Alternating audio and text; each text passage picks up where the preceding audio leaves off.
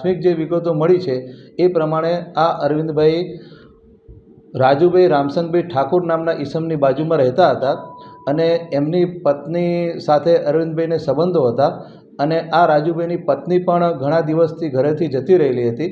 આ રાજુભાઈ એમની પત્નીની શોધમાં હતા। દરમિયાન એમને અરવિંદભાઈ ઉપર શક વમ ગયેલો અને અરવિંદભાઈ પણ એમની પત્ની ગુમ થયેલ એ દરમિયાન એ પોતે પણ એમના ઘરે હાજર ન હતા, જેથી આ રાજુભાઈએ અરવિંદભાઈને ફોન કરીને બોલાવેલા અને એમની પત્ની બાબતે પૂછપરછ કરેલી અને એમને પોતાના ઘરમાં બાંધી અને એમના મિત્ર નિઝાર મોહમ્મદ પંજવાણી એ બંને સાથે મળીને અરવિંદભાઈને મારેલા। એ દરમિયાન અરવિંદભાઈએ આ રાજુભાઈની પત્નીને પોતે લઈ ગયા છે અને વડોદરા મુકામે રાખેલી છે એવી હકીકત જણાવતા આરોપી છે એ વધારે ઉશ્કેરાઈ ગયેલા અને એમને રૂમમાં પૂરી રાખી અને વધારે માર મારેલ। એ માર દરમિયાન અરવિંદભાઈ મરણ જતાં બંને આરોપીઓ ભેગા મળી અને રિક્ષામાં અરવિંદભાઈને પારડી મુકામે પાણિયા બાજુમાં નદીમાં નાખી આવેલા। અત્યારે પ્રાથમિક તપાસમાં જે આરોપી છે એમની પત્ની સાથેના મરણ જનારના સંબંધોના કારણે આ હત્યા થયેલો હોવાનું જણાઈ આવે છે।